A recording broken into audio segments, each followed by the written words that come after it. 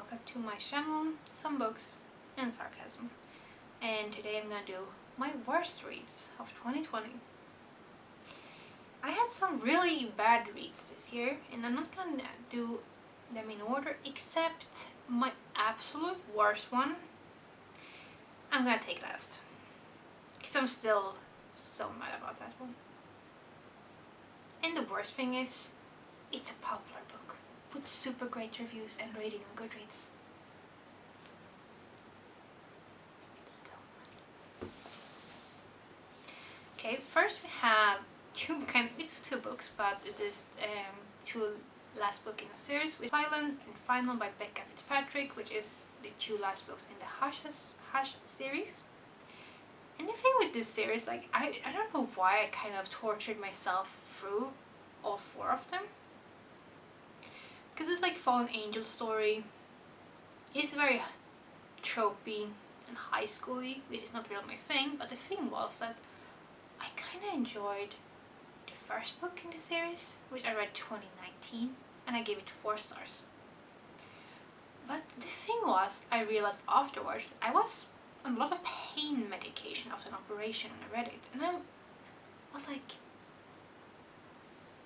did I just like it because I was on medication? Did that sway my thing? Or was it bad? Or was it actually good and the rest is garbage? I don't know. Because like the second book ended so weirdly. Okay, some spoiler. But this was so weird.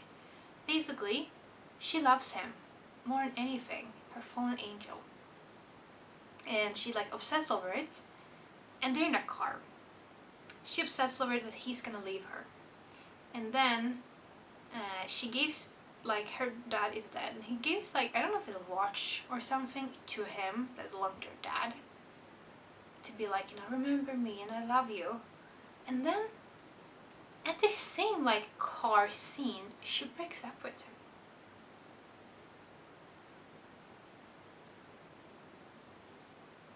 Why? You were just obsessed over him and now you're gonna dump him? Because the author needed something to actually go on in this story.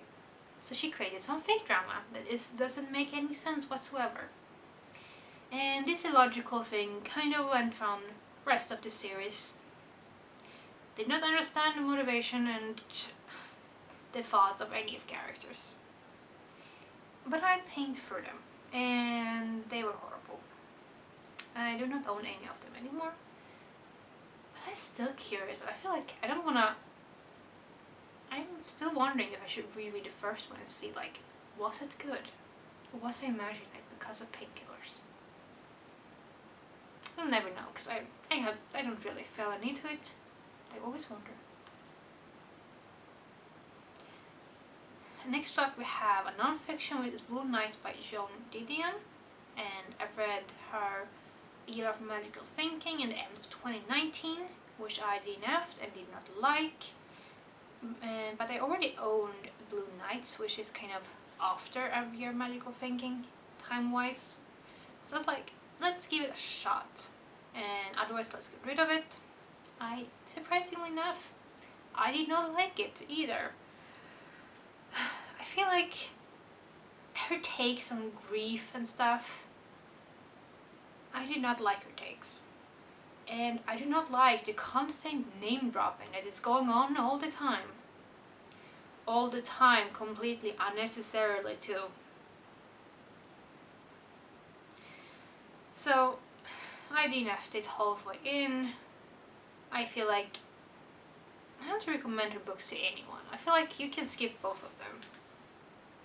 I did not get anything of them. Waste of time. Perfect Chemistry by Simone Elkiles. Do you know if all the YA romance contemporary trope, if all of these tropes had a baby, it's this book. Like, this one just felt like I'm too old for this, because this is like this star-crossed lover kind of thing, you know, modern. I think it's just like good with like urban star-crossed lover take. It's just 1 million different tropes smashed together,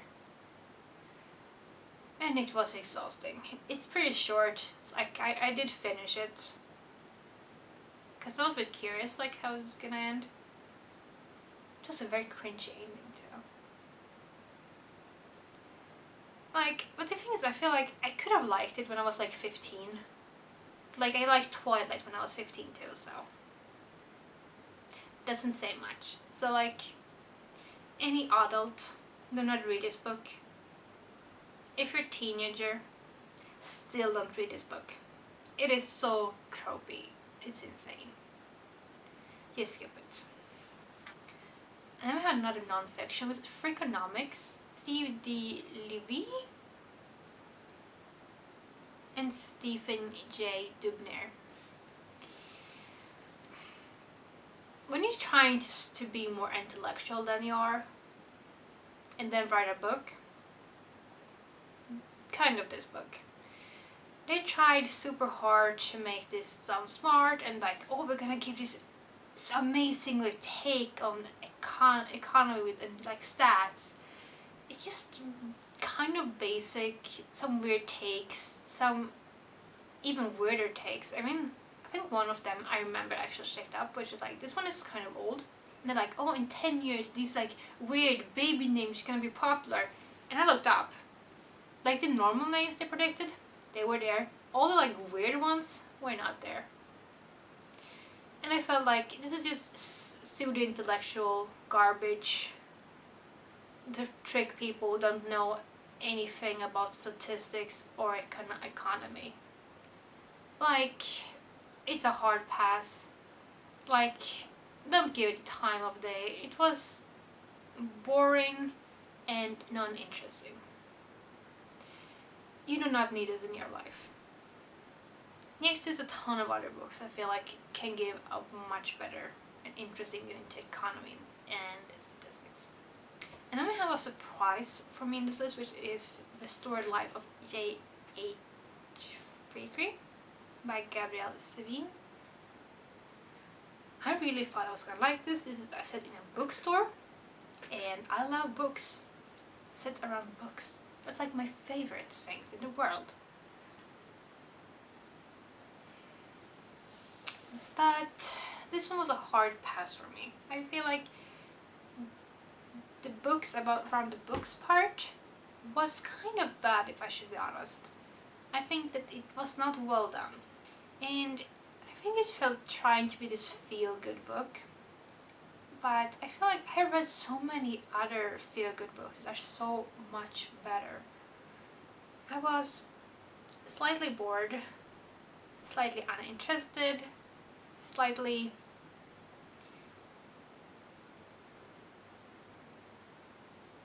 unimpressed. So basically the story is about this lonely man that has a bookstore. And, you know, he finds his humanity again with people. I feel like so many other people has done this so much better, these like feel-good tropes, and the books, I feel like it also pushed it down that I had so much more high hopes, and the books part I skipped. Like, I skipped the books part because they were boring. So yeah, I feel like it could have been a 3-star, but like, nah, it is a kind of bad 2-star at the end. I feel like also the ending did not impress me. I feel like that ending they tried to make you cry, but I felt like I did not care enough about the characters to cry. So it did not work for me. There's a ton of other books about books that are so much better, so I think skip this one. And then we have Blackmore by Julian Donaldson, which was a huge letdown after me liking the Edinburgh, which was the first in this historical romance series. But the main character was garbage.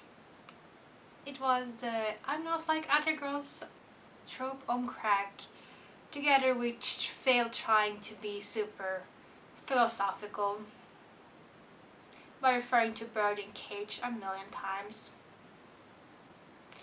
This is another gazillion romance books, historical romance books out there. read one of them instead. Another huge letdown was City of Girls by Elizabeth Gilbert. One, who writes a 500-page letter to a stranger with great details about your sex life? The main character of this story, apparently. And mystery, person, garbage. Entire mystery and plot of this book was garbage. They also set it out to be 40s, glamour, friendships. Did not get any of that really. I was incredibly bored for an entire 500-page novel. I don't even know why. I feel like I wanted it to be great, and that's why I finished it. But like at the end of the day, it was garbage. And I know some people like this book, and if I should be fair, I feel like a lot of people liked the language, but I felt like you cannot build everything in a 500-page book on language. Can't be done. And a stupid plot doesn't help you. And a unlikable main character that did stupid shit that she didn't even enjoy doing. I'm just saying, historical fiction exists so much better out there. This one you can skip. And then we have Forever, ... Judy Bloom. And I kind of hated this one. And the thing is that, you know when someone kind of sets out to write a message and have this kind of message slash plot set, and that's like the thing they want to do, it usually doesn't get as great as when you actually like go out from the characters and like trying to see what they should do, because like this kind of person they are. But she admits she had like this message about teenage sex without loving each other to the end is okay. So it was very groundbreaking in the 70s. So like hats off, I give you that. But it's not really a great book, and it has not aged well at all. The boy felt very manipulative towards the girl around sex. Yeah. So that was great. So I felt like it was more about message and writing a great book, a great story. You can feel, I still feel like you can say that like a book has done something, it has historical value, but we can just maybe leave it in the past. We do not need to read it nowadays. Cause like, I feel like no teenager are like that in this book. And the manipulation, not okay. The last one before my most disliked book, which is The Paris Wife by Paula McLean. She tried to do around a book around Hemingway and his first wife. I did not like this. I thought that he was a douche. I did not get why they were together, and I was bored. And like, this one I can actually see that like, first, don't read this one translated, read it in English probably, and if you like Hemingway and want to read about his time in Paris, give it a go. But I felt like it was a bit romanticizing their relationship in a way that I did not like. Like a garbage relationship It's a garbage relationship, even if it's Hemingway. Okay? And to my most disliked book of the year, Little Fires Everywhere by Celestine. This one was like Goodreads Best Fiction of the Year. It has great reviews. It's over 4 stars on Goodreads. But in my opinion, this is garbage. I really thought I would like this. People are like, oh, you know Big Little Lies by Leanne Moriarty? It's like that one, because both have this kind of setup. And that one is someone is murdered, and then we go back and follow the story up until the murders. This is, there's a fire. Who set the fire? What is going on? And then let's go back and see what led up to the fire. Very similar setup. Totally different everything else, basically. Language is... I did not like the language. She did this thing about switching persons constantly. Like, it could be like switching point of view constantly in the writing. Without like, you know, any changing. It'd be like each in the middle, someone else is actually in charge, and someone's feelings and thoughts is going on. I did not think that is a great look at all. It's a bit confusing, and I don't think it was needed for this story. And then to the setup, these two moms, you know, one the author adores and one she hates. And I think this one is, she kind of, the author has taken inspiration from her like own childhood growing up in one of these kind of societies.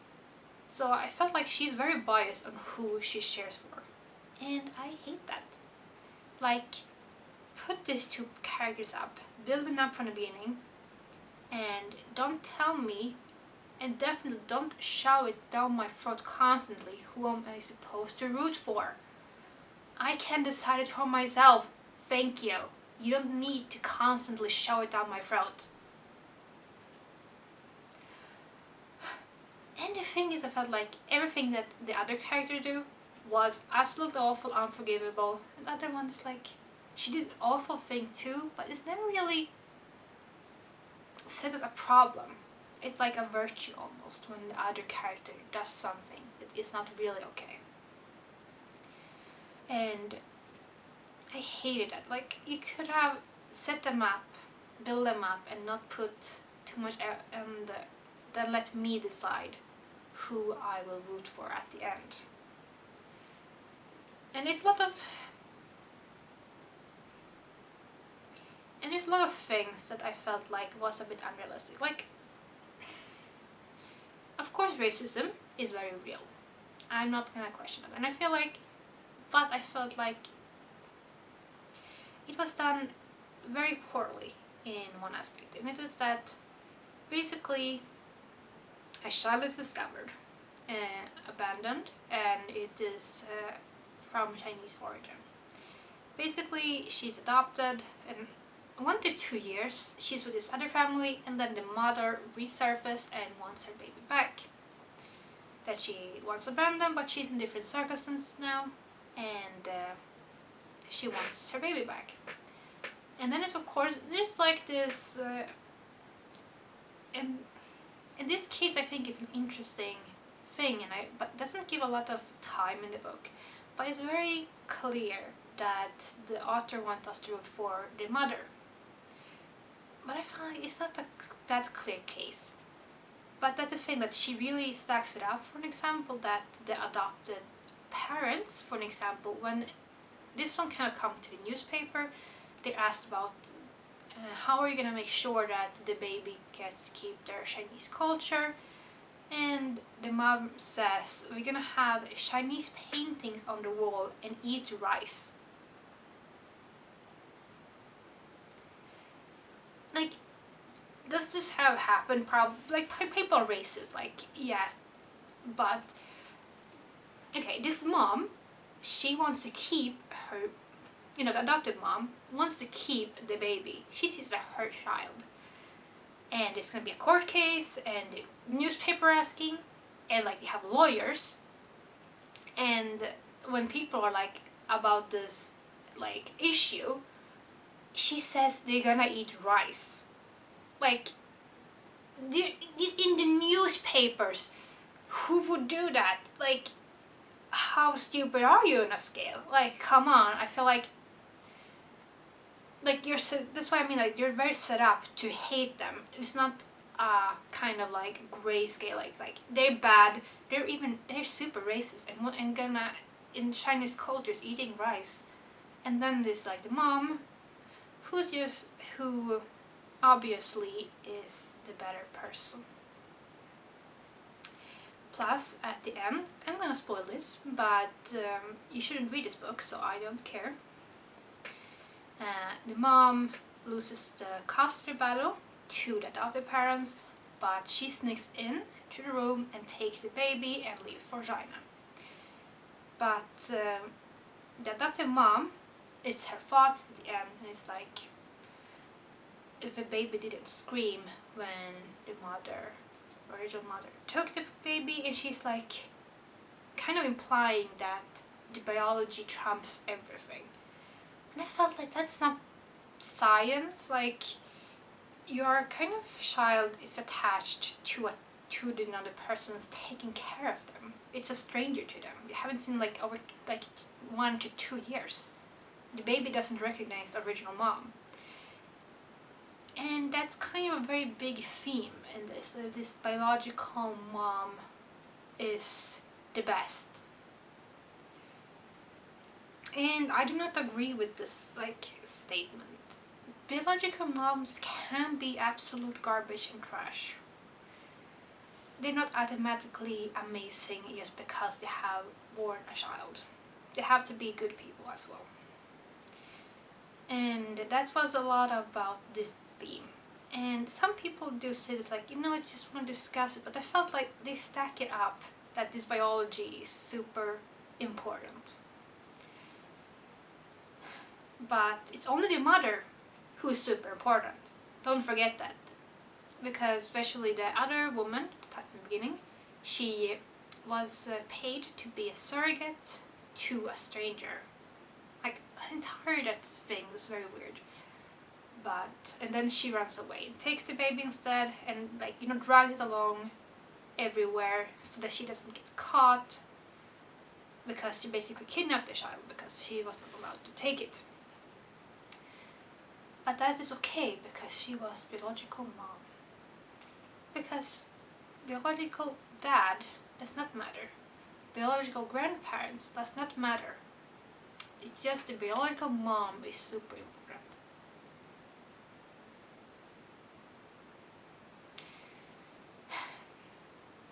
And the photography at the end is the most pretentious thing I've ever read in my entire life. Like, this woman, because she's the artist one, that is, you're supposed to root for, that kind of is making these photographs of the family, of the other family, and about the kids, and making so much judgment. They're like teenagers and stuff, like, come on. But she is the good person, and she can pass judgment onto them because they're garbage persons. In a very pretentious photography way.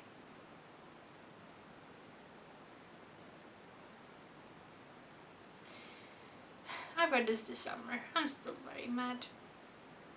The first review on Goodreads actually also is a negative 1-star review. Thank you. Like, I needed to read that after that bullshit of a book. Like, I needed someone else to agree with me, because I don't understand why everyone loves this book. I'm sorry, but I think it is garbage. I do own her first debut novel. I didn't read this one this year. Let's see if that one is trash as well. But I heard a lot of people who said that they liked the first book but not this one, so we will see. Okay, now I'm done.